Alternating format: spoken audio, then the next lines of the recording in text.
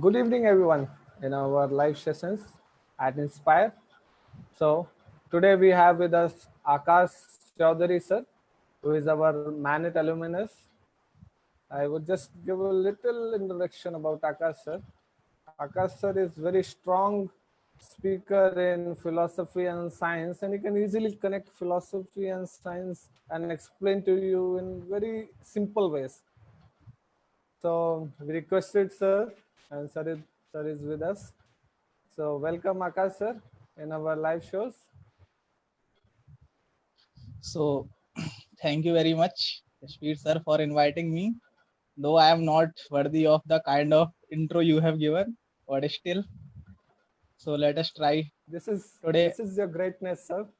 So sir, we have one interesting question that is being asked by our viewers. So this question is being asked from Ronak, who is from Bhubaneswar, and the question is, if God created everything, then who created God? So I I have bit like even I am a bit confused regarding this. So actually I'm a bit confused. Being philosophically consistent and being very honest person, I'm sure you can tell me where God came from. Over to you, Akash sir. So it's a very interesting question, and I think it's a actually so many people used to ask this question, and for sincere seekers and those who are little bit interested in philosophical stuff, this question certainly makes sense. So your question is, in a nutshell or in a summary way, if I could tell that your question is that if God created everything, then who created God? Am I right? Is this your question in that way, sir? Yes sir, yes sir, yes sir.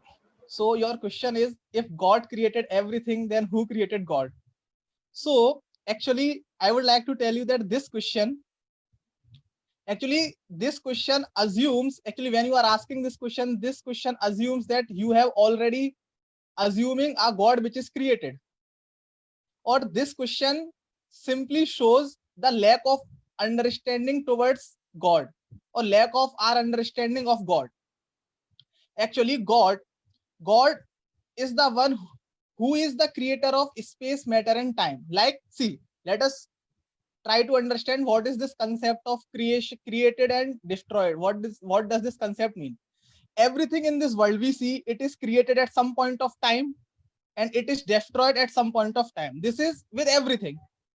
Whether anything you take in this world, it is created and it will be destroyed. That's for sure. But we have to understand one thing, that this concept of creation and destruction is applicable only because time is existing. So time is responsible for the creation and destruction.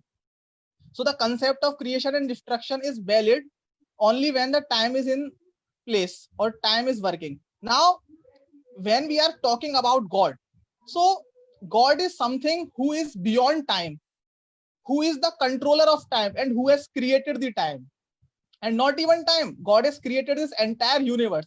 So in this universe, we see that there are three main things: matter, space, and time. Now God has created all these three things.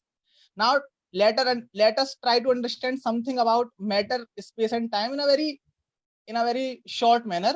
See, time, space, and matter, these things, they are the one which are constituting this material universe. Now all these three things, they have to come simultaneously at a single point of time. Like if you have matter and space, then when you would put it? Because if you don't have time, then when you would put it?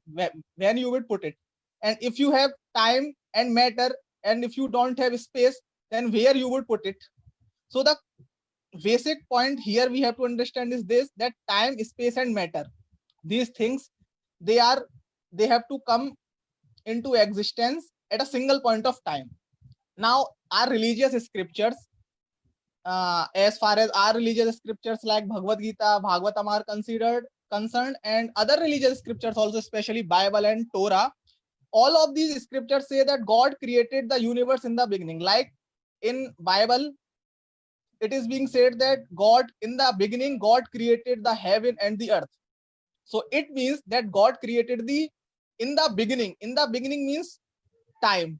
Heaven refers to the space, and matter, it refers to the earth, refers to the matter. So God is the one who has created space, matter, and time. Now this is the trinity of things which is being created. Now time is again created as past, present, and future. Matter is created as solid, liquid, gas, and space is created in 3 dimensions: length, width, and height. So this is a trinity of things, and still another trinity. This thing is created by God. Now God, who has created all these things, he is beyond this. He is beyond time, he is beyond space, he is beyond matter. God is not at all limited by time. He is the creator of time. Now this concept of created and being destructed, this is applicable only when time is in place, or only when it is applicable only on those things which are within the ambit of time. Now God, he is the supreme Lord, he is the supreme creator. Now God himself has created time, so there is no question of being God subjected to time. And God, if God is subjected by time, then I think that God is not worth worshipping. So the basic definition of God is the one who is the uncreated creator of the universe. So God is uncreated because God is not at all within the framework of time. God is not within the chain of created or creation. He is not within this chain. God is completely beyond all these things. Now, when you ask this question, actually, it's a very interesting question. You ask that if God created everything, then who created God? So you are in a way categorizing the God as being created. You are already assuming that God should be created. But if God is being created, then certainly he cannot be the God. Because the definition of God, basic definition of God is that he is the uncreated creator of the universe. Now, if we try to analyze the definition, then we can see that this question itself becomes invalid in one sense, or it becomes illogical. Now, we can raise question that we have no experience of something which is not created or destroyed. It is because that we are in this universe, and in this universe time is running, and time is running under the control of the God. So we cannot think anything beyond this universe. So we have a clear-cut understanding that if that anything has to be created, if it has to come into existence, and then it has to destroy also. But God is beyond this. So there is no question of being God created. He is eternally existing. Now you can say that this thing is beyond our logic. This thing is beyond our general logic. Yeah, that's true. If God can fit into our logic, then what kind of God he is? He is certainly not worth worshipping. And the God which I worship, and the God which billions of people worship, that God is not the one who is limited by time or space or matter. He is the controller of time. He has created time. So the concept of creation and destruction is not applicable to him. He is eternally existing, and he will continue to exist. Now this is beyond our logic. And certainly this is a very good thing, because God cannot fit into our logic. If I can fit that infinite God into my 3-pound brain, then certainly that God is not a kind of God. Because if that God I can understand with my limited mind, then what kind of God he is? So God is certainly beyond all these conceptions. He is beyond all the rules, regulations, and everything that we see in this material world. He is beyond this universe. He is above this universe. Yet he is in this universe, and yet he pervades all this universe. And at the same time, he remains unaffected by this universe. So actually, when you are asking this question, it's just like asking that suppose we are reading a novel, and you ask that where is the writer in this novel? So actually, writer cannot be in the novel. Writer, he has written that novel, and now we are reading that novel. It's just like another question. You are just asking that what kind of sound does sound make? So this question is very illogical in a way, because it does not conform to the definition of God. Because definition of God, by default definition of God is uncreated creator of the universe. Suppose if someone let's take an example that okay, there is one God and someone has created that person. That certainly he would not be God. The person or the thing which has created that thing, he must be God. Then again you would ask that what has created that thing? Then another we will say okay, that thing has created this. So in this way we will go on to the, actually this philosophy, it is known as fallacy of infinite regression. In this way we can go on continuing, and in that way we will never reach God. But as I said, God is beyond creation. He is never created because he is eternally existing. Creation and destruction, it is only applicable to us because, and it is only applicable to this universe because we are within the framework of time. But God is the one who controls the time. God is the one who has created time itself. So there is no question of being God being created or something like that. Now, when you are asking this question, it shows, or anyone is asking this question, then it shows that limited understanding of our God in that way, because we are assuming that God has to be created. No, why should God be created? Because if he has to be created, then he cannot be God. By definition, God has to be beyond all these things. A timeless, eternal entity can never be created. And now from our scriptures also we can see that in Brahma Samhita, it is being said that the Ishvara Parama Krishna Satchidananda Vigraha Anadir Adir Govinda Sarva Karan Karanam. It is being said that Anadir Adir Govinda, that God is the cause of every cause, and yet he himself has no other cause. Because if he has cause, then he cannot be God. Are you getting it? So the Yes, sir. main focus of this, so the main thing which I am trying to convey is this, that God can never be created because creation, destruction, all these concepts are applicable only where time is working. But as far as God is concerned, he has himself created the time. So now what is the nature of that thing? So that thing we have to understand only by devotion to God, or then only we can understand those things. With our limited mind, God cannot fit into our logic or illogical. What means what is seeming logical to us is logical for us only, but God is beyond all logics, illogic, or whatever kind of logic and illogic we can say. God is beyond all these things. So God himself is an eternal entity and he can never be created.